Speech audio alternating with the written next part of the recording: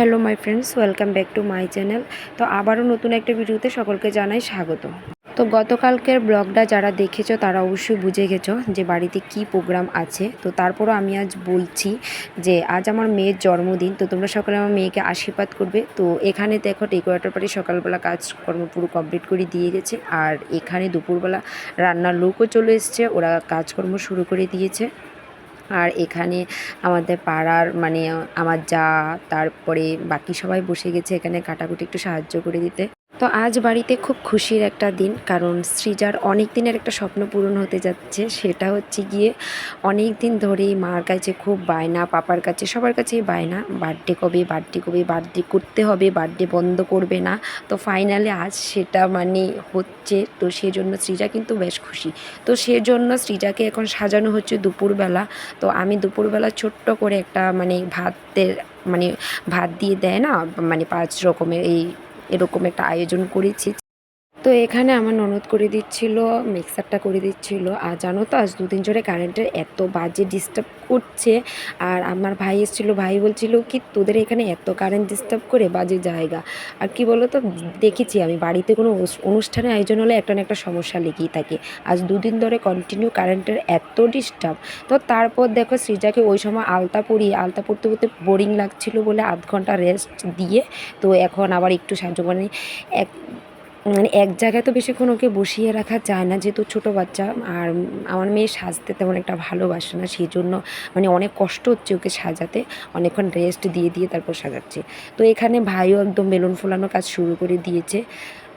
তারপর এইদিকে দেখো তো মানে সৃজার মানি, তারপর আমার পিস্তত বোনের মেয়ে, তো দুজনে বসে গেছে, একদম পুরো সব কিছু সাজিয়ে কমপ্লিট করে নিচ্ছে। তারপর সৃজাকে এনে এখানে বসানো হবে। অনেক দিন থেকেই মানে মেয়ের বার্থডে নিয়ে কত কি ভেবে রেখেছি, কিন্তু সব কিছুই করতে পারিনি। বেশিরভাগটাই কারেন্টের যন্ত্রণায়, মানে কারেন্টে এত ডিস্টার্ব ছিল, সেই জন্য আর বেশি কিছু মানে করতেই পারিনি, মানে মন ভরে আর কি। তো এখানেও ওদের সাজানি প্রায় মনে হচ্ছে মোটামুটি হয়ে এসছে। তো চলো ওরা সাজাতে থাকুক, আমি ঘরের দিকটা একটু যাই, দেখি তো কি হচ্ছে।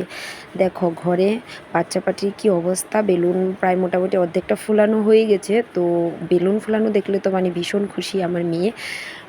এখানে সৃজার বড় মানি এবং তার পিসি দুজনে মিলে বসে গেছে মালা গাঁথতে, কারণ যেহেতু ফুল অনেকটাই ছিল, তো সেই জন্য দিদি বললো যে একটা মালা গেঁথে দিয়ে মাথায় পরিয়ে দেবো ওকে।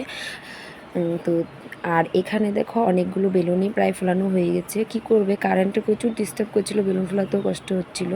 আর এখানে দেখো সৃজাকে এনে ফাইনালি বসানো হয়েছে। আর জানি না কেন জানো, মেয়ে আজ একদম পুরো নার্ভাস হয়ে গেছে। আর হঠাৎ করে বসিয়েছি তো, কারণ এই প্রথমবার মেয়েকে একদম দুপুরবেলা একটু ভাতটা দিয়ে মানে আমি একটা প্রোগ্রাম, ছোটো করে একটা প্রোগ্রামের আয়োজন করেছি, কারণ 3 বছরের জন্মদিন। আর আগে আমি করিনি, কারণ তখন তেমন একটা ভালো করে সব কিছু খেতো না। এবছর যেহেতু সব কিছু খেতে পারে, তো সেই জন্য ভাবলাম কি দুপুরে একটা ছোট্ট করে আয়োজন করি। তো সেটাই করলাম। আর কি মেয়েকে বলো তো ভালো একটা ড্রেস পরানো, মানে এইসব ধরনেরগুলো ড্রেসই তুমি পরাতে পারবে না। ও এতটা আনকমফোর্টেবল ফিল করে, মানে সেটা আমি বলে বোঝাতে পারবো না। আর শেষের দিকে তো মানে কান্নায় একদম ভেঙে পড়ছিল। তো তারপর একে একে মানে আমরা বাড়িতে যতজন ছিলাম সবাই মিলে আশীর্বাদ পর্বটা শেষ করে নিলাম। দেখছো তো শেষে কি কান্না, একদম ঘুমও চলে এসেছিলো। আবার ড্রেসটা যখন খুলে দিয়েছিল তখন আবার বলছে না আর শুবো না, মানে ড্রেসটা খোলার পর খুব শান্তি লাগছিল। তো বন্ধুরা, পার্ট 1 ভিডিও চলতে থাকুক, তোমরা দেখতে থাকো। এবং আরেকটা কথা বলি, পার্ট 1 ভিডিও কেমন লাগলো অবশ্যই কমেন্ট করে জানাবে। হ্যাঁ, এবং দূর থেকে তোমরা আমার মেয়েকে কিন্তু আশীর্বাদ করবে। আর পার্ট 2 ভিডিওর জন্য ওয়েট করো, নেক্সট ডেতে সেটা আপলোড হবে। তো ততক্ষণের জন্য তোমরা ভালো থাকবে। আজকে ভিডিওটা এ পর্যন্তই। তো ভালো লাগলে একটা কমেন্ট অবশ্যই করবে। আর টাটা, বাই বাই।